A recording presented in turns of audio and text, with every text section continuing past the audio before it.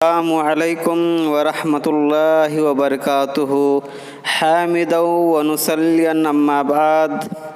دوستو، آج میں آپ کو صبح کی دعا بتانے والا ہوں۔ نیند سے بیدار ہونے کے اذکار کیا ہیں، نیند سے بیدار ہونے کی دعا کیا ہیں، ہمیں کون سی دعا پڑھنی چاہیے، کیوں پڑھنی چاہیے، تو میں یہ پوری دعا بتانے والا ہوں۔ تو ہمیں دعا اس لیے پڑھنی چاہیے کہ ہمیں ہر حال میں اللہ تبارک و تعالیٰ کا شکر ادا کرنی چاہیے۔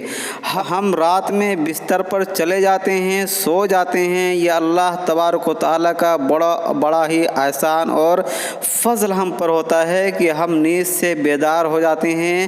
اللہ تبارک و تعالیٰ ہماری زندگی واپس کر دیتا ہے اور ہم ایک نئی زندگی پا پاتے ہیں اور ہم اس طرح سے اپنے روزمرہ کے کام انجام دے پاتے ہیں۔ ورنہ ایسے بہت سارے لوگ ہیں جو سوئے کے سوئے رہ جاتے ہیں، انہیں دوبارہ زندگی نصیب ہی نہیں ہوتا ہے اور وہ اللہ کے پیارے ہو جاتے ہیں۔ لیکن ہم اللہ کے فضل و کرم سے خوش نصیب ہوتے ہیں کہ ہم صبح بیدار ہو کر اپنے بیوی بچوں کے سامنے ہوتے ہیں، اپنے ماں باپ کے سامنے ہوتے ہیں اور ایک نئی امنگ اور ایک نئی جستجو، ایک نئی آرزو کے ساتھ ایک نئی زندگی ہم جی پانے کی قادر رکھتے ہیں، طاقت رکھتے ہیں اور ہم چل پھر پاتے ہیں۔ اس صورت میں اللہ کے رسول اللہ صلی اللہ علیہ وسلم نے فرمایا ہمیں ہر حال میں اللہ کا شکر ادا کرنا چاہیے۔ اللہ کے رسول اللہ صلی اللہ علیہ وسلم نے تو صبح کے بیدار ہونے کے وقت بہت ساری دعائیں سکھائی ہیں، لیکن ہم یہاں دو دعائیں، چھوٹی چھوٹی دعائیں بتانے جا رہا ہوں جس سے آپ آسانی کے ساتھ یاد کر سکتے ہیں، اور یاد کرنے کے ساتھ ساتھ آپ ہمیشہ روزانہ صبح کے ٹائم اسے پڑھ سکتے ہیں۔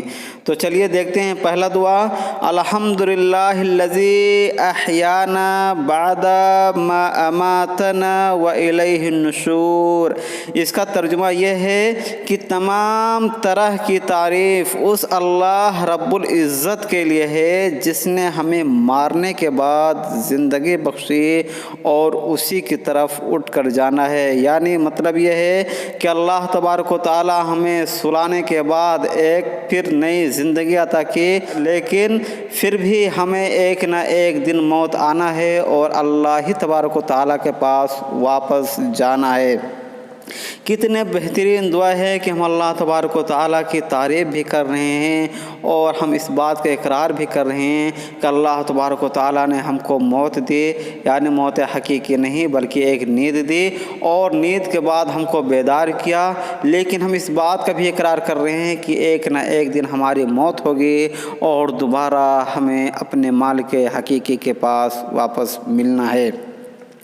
دوسری دعا ہے لا الہ الا اللہ وحدہ لا شریک لہ لہ الملک ولہ الحمد وہو علی کل شیء قدیر، سبحان اللہ والحمد للہ ولا الہ الا اللہ واللہ اکبر ولا حول ولا قوة الا باللہ العلی العظیم رب اغفر لی۔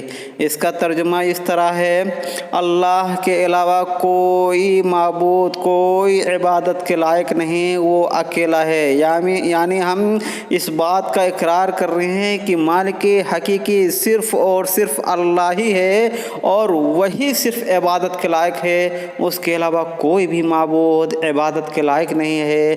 دنیا میں بہت سارے معبود باطلاں ہیں لیکن وہ عبادت کے مستحق نہیں ہیں۔ حقیقی عبادت کا مستحق صرف اور صرف اللہ ہے۔ لا شریک لہ، اس کا کوئی شریک نہیں، لہ الملک لہ الحمد، اسی کے لیے بادشاہت ہے اور اسی کے لیے تمام طرح کی تعریف ہیں۔ وہو علی کل شیء قدیر، اور وہ اللہ ہر چیز پر قادر ہے، ہر چیز کو کرنے پر قادر ہے۔ سبحان اللہ، اللہ پاک ہے، والحمدللہ، اور اسی کے لیے ہر قسم کی تعریف ہے۔ ولا الہ الا اللہ، اور اللہ کے سوا کوئی معبود حقیقی نہیں۔ واللہ اکبر، اور اللہ سب سے بڑا ہے۔ لا حول ولا قوة الا باللہ العلی العظیم، اس کی مدد کے بغیر کسی چیز سے بچنے کی طاقت طاقت نہیں ہے اور نہ کچھ کرنے کی قوت ہے، یعنی بغیر اللہ کی مدد کے ہم نہ کوئی چیز کر سکتے ہیں اور نہ کسی چیز کو ہم کرنے پر قادر ہو سکتے ہیں۔ آخر میں بندہ اللہ تبارک و تعالیٰ سے دعائیں کرتا ہے، رب اغفر لی، اے اللہ ہمارے گناہوں کو معاف فرما دے، ہم کو بخشش دے دے، ہمارے گناہوں کو معاف فرما دے۔ تو یہ چھوٹی دعائیں ہیں جسے آپ پڑھ کر کے یاد بھی کر سکتے ہیں اور ہر صبح اسے پڑھ کر کے اللہ تبارک و تعالیٰ کی حمد و ثنا بیان کر سکتے ہیں اور ہر صبح اسے آپ پڑھ سکتے ہیں۔ اللہ تبارک و تعالیٰ سے دعا ہے کہ اللہ تبارک و تعالیٰ ہماری چھوٹی بڑی گناہوں کو معاف فرمائے اور ہمیں نیک بندوں میں، نیک کاروں میں شامل کرے، اور اللہ تبارک و تعالیٰ اپنی عبادت کی توفیق عطا فرمائے اور ہمیں اس طرح کی دعائیں پڑھنے کی بھی توفیق عطا فرمائے۔ آمین، تقبل یا رب العالمین۔